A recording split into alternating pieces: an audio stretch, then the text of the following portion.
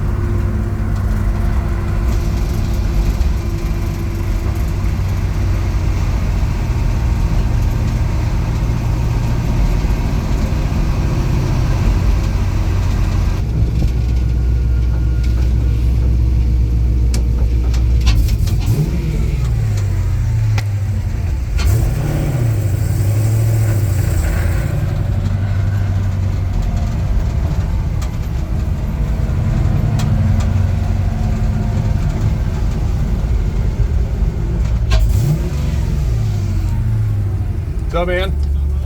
Where do you want it?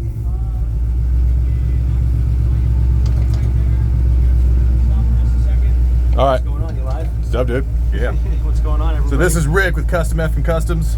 He's gonna be doing a lot of work on this pig, so. Yep, we'll get the roll cage banged in, get this thing tuned, get everything scaled out, do a fat alignment. Right on, dude. You're out there fucking partying. Fuck yeah. Awesome, sweet. Yeah, just pull her up and we'll get some stuff going. Sick, let's do it.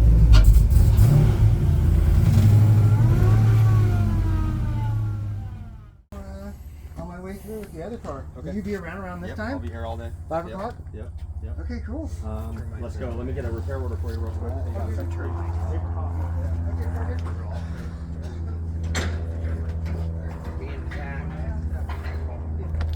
I'm sorry, is that a 69 convertible Roadrunner I just see? Yes it is. Okay, well, this is cool. Ooh, and it's a 4-speed car? 69 4-speed convertible Roadrunner.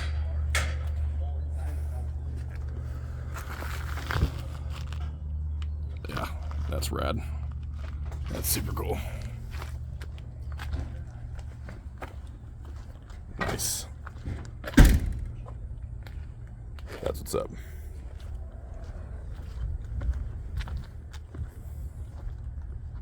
This little thing's rad too. Sometimes the customers are like, fuck, that looks super, super sick, but I didn't realize it was going to cost that much at the end because we're T&M, right? So I want to have more of a clairvoyant conversation in the beginning and to say, what are you really looking for out of this thing?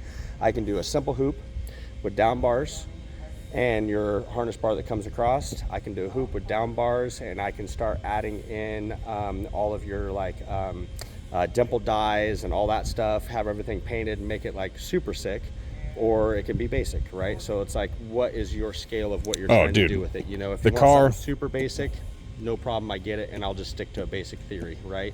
But if you're looking for something that looks like fucking eye-popping and appealing based on a couple of the things that you had, I figured I'd kind of say what direction you want to move, right? So the car is like on the ratty muscle car theme, right? It looks good from 50 feet away, but you get up closer, like, oh, this has got some dents and some dings and whatever. Right. So I'm not looking for like the craziest, you know, that kind of. That's what I'm. You know, that's the scales, right? So it's like, do you want me to go where it's fully tied into everything, you know, and really, really boxed out, or if it's just like simple hoop, your bar that goes across for your harnesses, your 2 down bars, something that's structural and safe, but it's not like show quality. You know what I mean?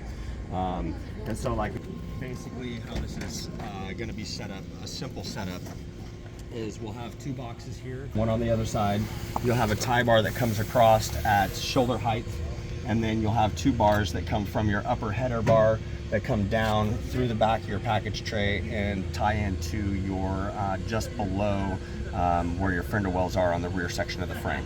Cool. And so that way, basically, anything that's lateral force here is boxed in, boxed down right to your frame, and then anything that's rearward force is going to go directly back into your frame. So just safety features, make sure it's, you know. Dude, I'm not looking for, I mean, just something simple, honestly. I'm not looking for like, you know, I got to go to a show and it's got to look freaking pristine. That's not my thing. I'm more function over form, if, you know, if I can say. So yeah, dude, I mean, as long as like, the only thing that I would definitely want to try to do as far as the bar goes is maybe try to stay as close to the B pillar or as close to this pillar as possible. So that way it's not just like, you know, some random bar in the middle of the glass.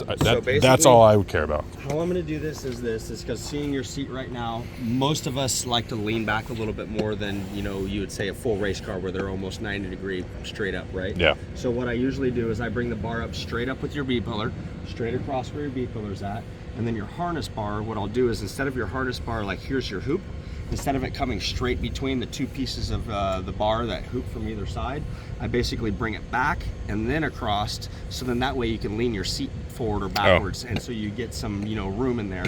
So your main bar is here, but then your harness bar actually comes around the back of the seat and gives you, you know, like a, let's call it a foot provision for that to be able to lean in or lean out. and still be able to be comfortable and have your main structure right at your B-pillar. Yeah. That's the biggest thing, is having your main structure at your B-pillar. That's where the strongest points are.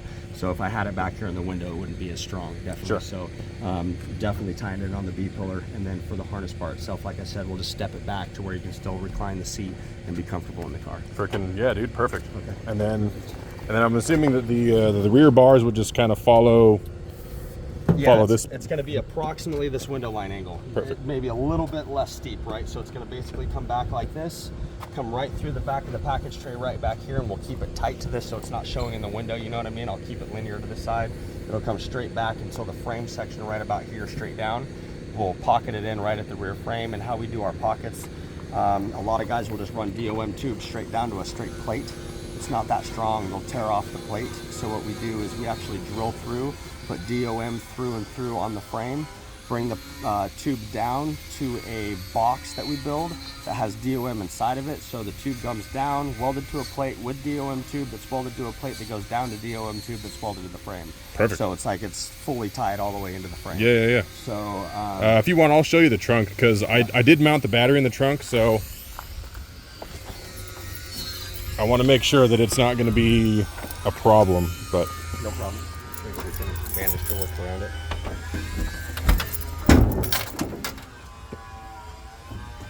Yeah, no issue. I'll be able to work around that because it's going to basically come in right back over here and mount just in front of it. It's going to go basically right there, so it's almost perfect. Sweet. So yeah, That's that'll be cool. fine.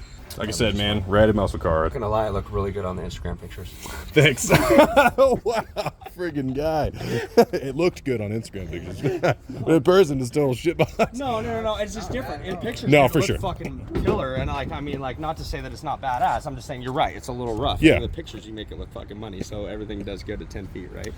Yeah, okay, perfect. Super simple there.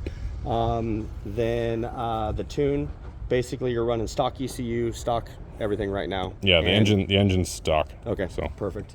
and it just it just has crazy high idle stuff going on. Like in between gears, it just jumps Revs up. Yeah. Yep.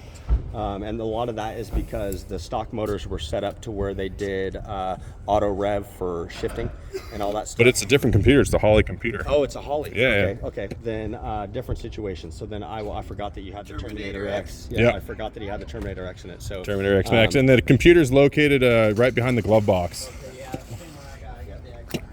perfect. So I don't have a glove box. I'm like, Okay. yeah, No. it'll be there. 100%. Are you showing any different colors? No, other than no, green? it's all good. It's all good. You know what? I'll grab you the.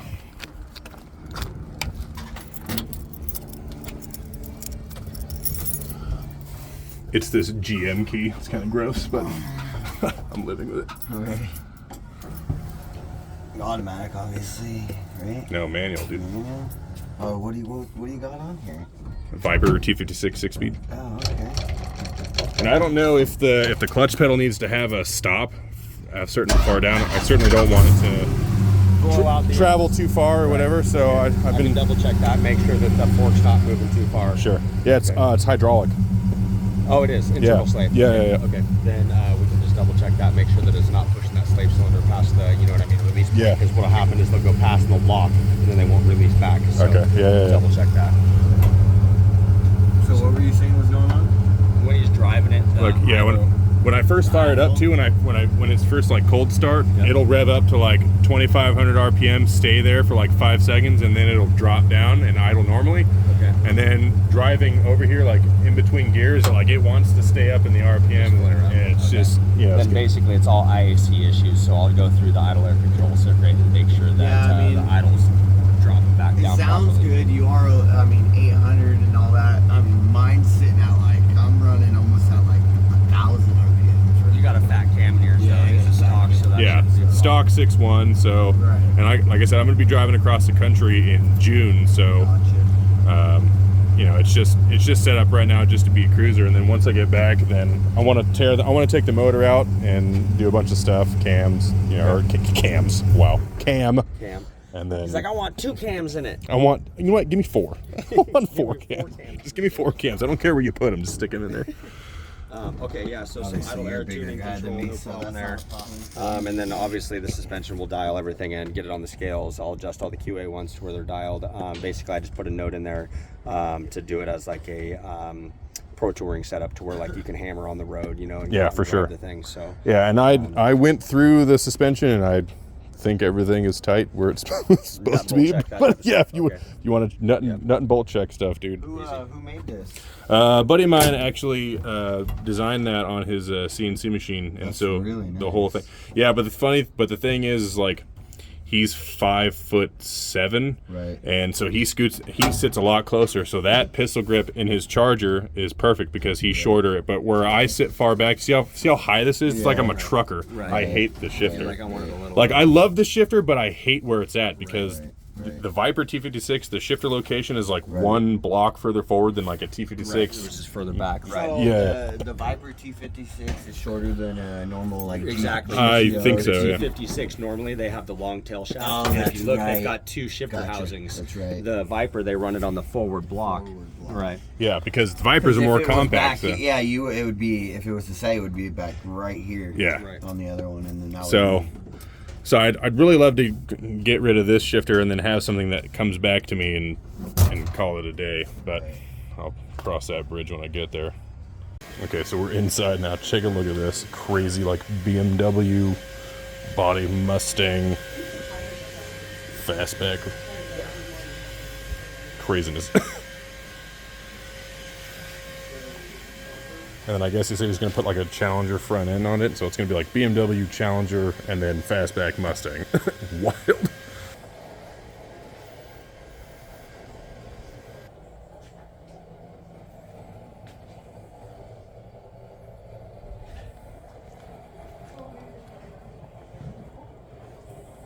Fiberglass mold for a Cadillac CT-SB, I would imagine.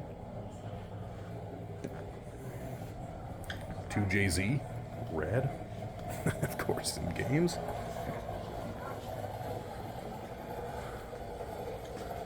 Yeah, that's cool. It's a pretty okay shot, buddy.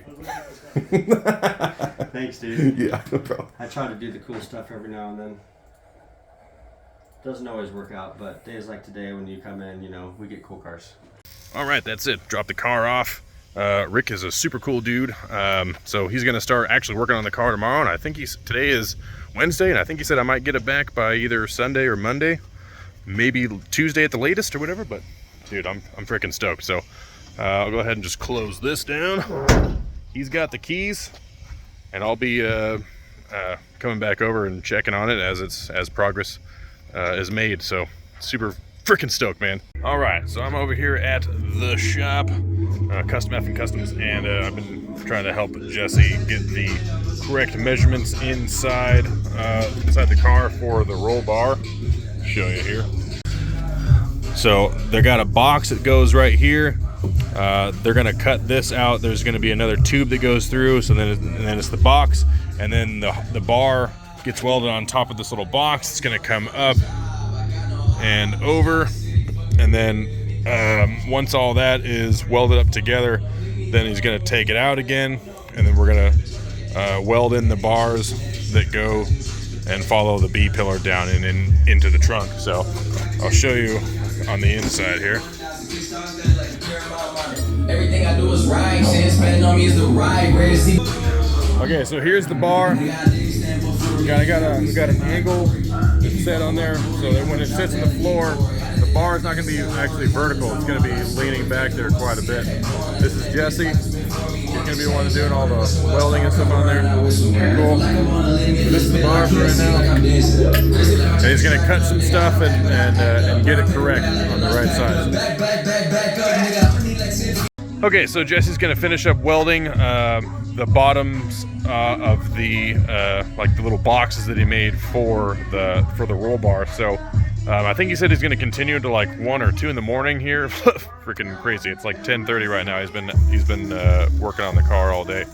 Pretty cool. So, but yeah, I'm gonna get out of there here. I'm gonna go home, get some food, and then I'll come back over tomorrow, and then we'll check on the progress on this thing. Should be pretty close to done as far as the cage is concerned. And then after the cage is welded in, Then they said they're gonna tune the suspension and get it weighed out on the scales and dial in the QA1 shocks based off of the vehicle's weight in all four corners. So pretty rad. But anyway, I'm gonna get out of here, and then you'll see tomorrow what's been accomplished. See ya. But I'll tell you, it is actually a super weird feeling leaving my car somewhere overnight that's not in my garage. I'm still not used to that, but oh well. I'll see you tomorrow. Later, buddy. Okay, so back over at Custom F and Customs. Jesse here. Did a bunch of shiz to the car. You got a bunch of stuff right? Yep. So he was showing me. Now hold on, I'll turn this around so we can see because it's freaking rad. Okay, so it looks like you got the exhaust tips welded on, or I mean, at least tacked in place. Yep. Because those tips are my freaking favorite, dude. I freaking love them so much. Yeah, I like to look at them. So what else we've got going on? So car came in, and what I found was that the slip fit, I think 2 back, was it was loose, so I just pushed it back up, and then I tightened it in, and then took the tips and put them up next to there, figured out where I needed to cut, and then I made my cuts and I tacked them on. Nice. Yeah, those tips are amazing. My favorite tips. They came that's originally came on the car, and then like when I had my other exhaust done, maybe 3 or so years ago, like the guy just had like the tip sticking like, I don't know, like 4 inches out, just hideous. So Rocketed. yeah, Really it was gross. So I was like, yeah, I just want the tips like maybe like 1.5 inches out or whatever, and that is freaking perfect. Like it's just enough to where you can see them, but just in enough to where it doesn't look bad. Like, looks sick. So what's going on with the cage, dude? Looks like it's in. It's done. Woo! Oh, dude. Oh, look how cool that is. I like that. Little Custom F and Customs little well-done little badge there. A little stainless badge. Dude, that's badass. Put a little flame anodize on it. That's freaking cool. Painted black. Oh, you got spray paint on my pristine floors, bro. What's up with that? So I'll have to grind that off. Yeah, please do. That rust finish is Yeah, so much better. it's custom rust. Yeah. Well, let me check out the front here. Ooh, yeah, that looks cool. Oh, dude, that looks so cool. Went gold up there.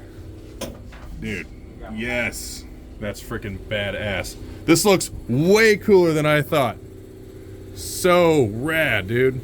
Yeah, like the little box. Made a little bracket, and because I didn't like the way the standalone box looked, I just made another bracket that like folded up and went around, and I just put it in that corner, and then sanded it all smooth.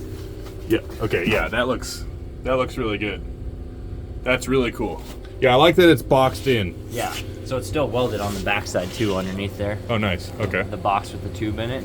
Did you have any problems with the floor being thin? Yeah. Like So yeah. what I did for a lot of the time was put a line of tacks in front of like my plate on the floor, and then I would go and sand it so there'd be a little bit more material that I could weld to and get good penetration on the big plates. So Nice. Okay.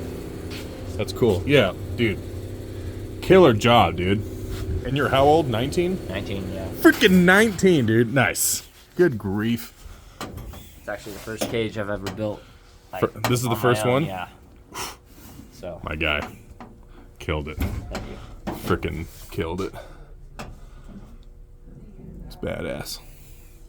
It's freaking cool. Freaking cool, dude. Okay. Gotta.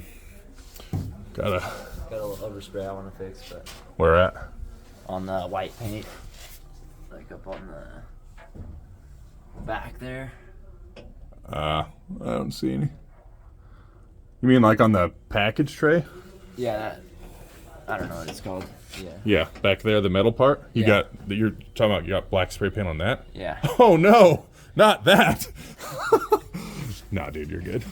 'Cause I was planning on just like sanding and kind of just doing like a light little coat on that stuff anyway. So Yeah. Just white or something. yeah, not worried about it because I'm aware of that little rear filler piece. Yeah, the wood piece. Yeah. Did That thing. did that break? Oh, there it is. I think it's cracked or something. Yeah, that's fine. I might just make myself another one or whatever. But yeah, so that's fine for now. And then I can just slide that up there. Ooh, but I'm gonna have to like notch that thing for it to fit. Oh, with the cage now? Yeah, that'll be fun. But dude, super cool. Freaking badass, man. Stoked. Glad you like it. Yeah. So the test is, am I gonna be able to sit in there with my seat back to where I want it? I think you should be able to. Okay, let's see. Hold it. Yeah.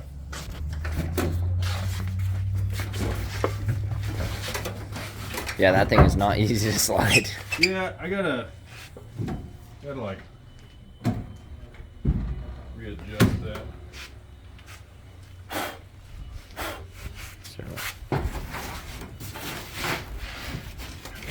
Ooh. Ooh. Perfect. Sorry, I was getting a terrible angle. There we go, that's a little better. So that's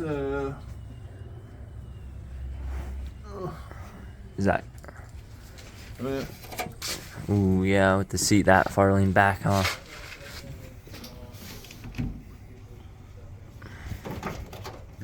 I could probably just do that right there.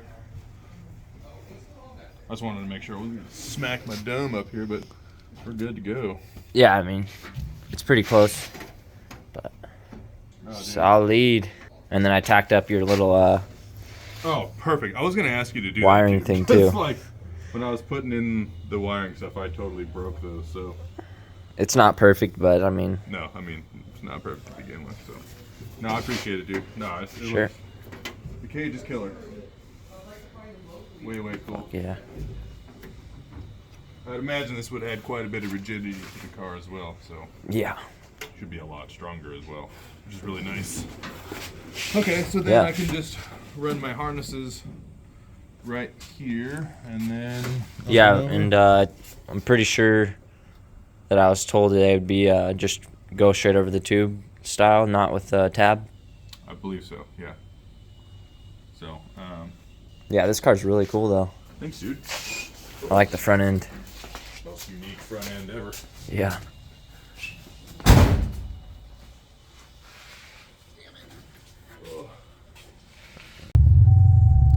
So, what's the horsepower you think this thing is?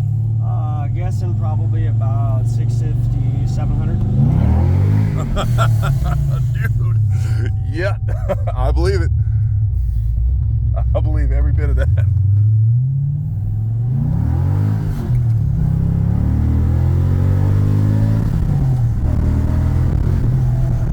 Jeez Louise. Good grief. Are these people chasing a peacock? What the hell's going on?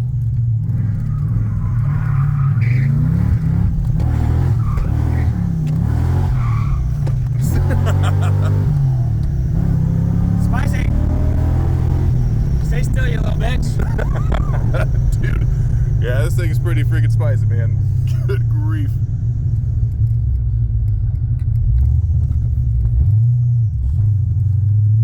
I gotta get my car on this level, dude. Oh, dude, that is insane. Yeah, that's pretty good. Yeah, runs really good. Not too bad for a 5,000 pound car. Is that really what this thing weighs? 5,000 pounds?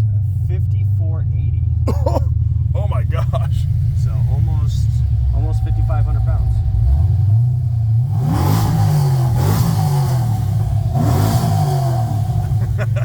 Pretty nasty. Yeah, that sounds good. All right, ladies and gentlemen, the car is done. Look at this thing. So, not only did they put the cage in, but they painted my passenger door so it's not that crazy off-white color anymore. It's friggin' nice. Exhaust tips are welded on, and it has an alignment, and he also dialed in the suspension off the vehicle's weight bias. So he weighed the car.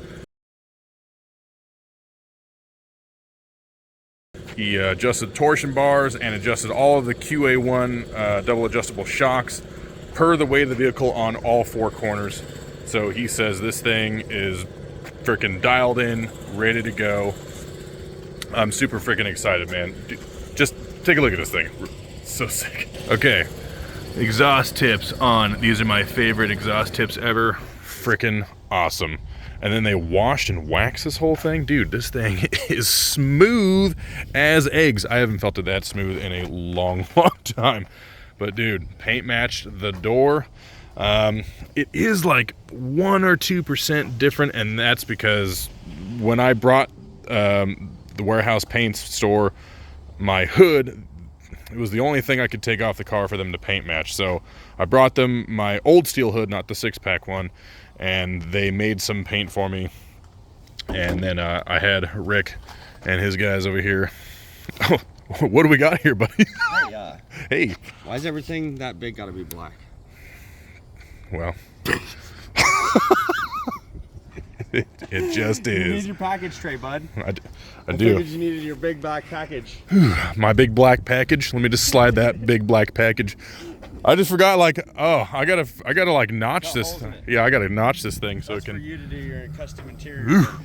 So cool. Yeah, dude, check this out.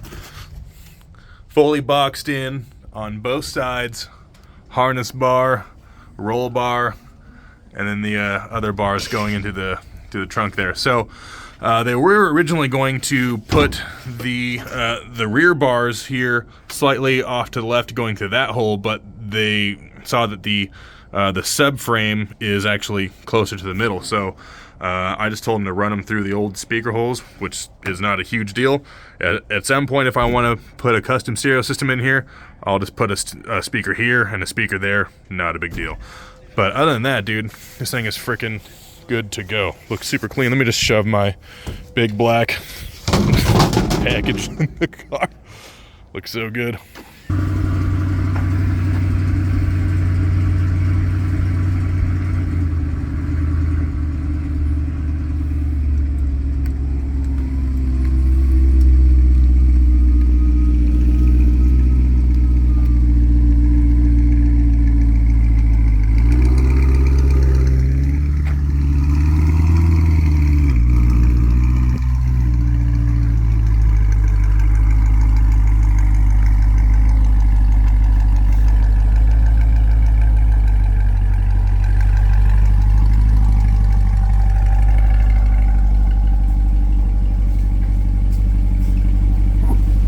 Tight fit.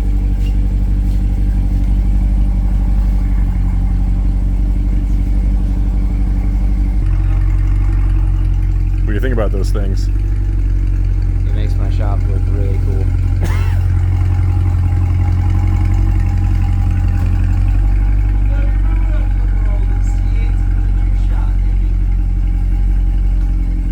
Cute little toy.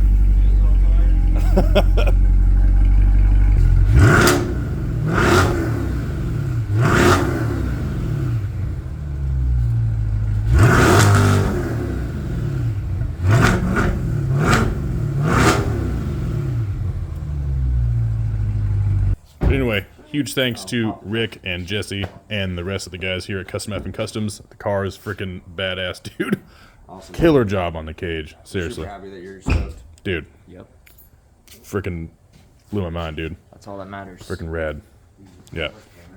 On to the next one. Now we got to do custom stainless steel TIG welded exhaust on the C8. Nice. And they're gonna Hemi swap it, right? Yep. Cool, cool. 9.1 though. What? 9.1 though, not a 6.1. You're gonna do a 9.1 Hemi. So what is that? Stroked to like 5 inches. We're gonna paint it black. Paint it black. Put it back. Oh my god. Damn. Once you go 9.1 Hemi black, you'll never go back. All right, and that's where we call it we call it good on the video. Thanks everyone for watching. I'm super stoked. What? Yeah, we're done. We're done. There's only so much large black things I can handle. You know what I mean? I'm done. Anyway, guys, car looks great. I'm gonna go drive it home. Freaking badass. Thanks again to Rick and everyone here at Custom F and Customs. They are the freaking best, dude. Super cool.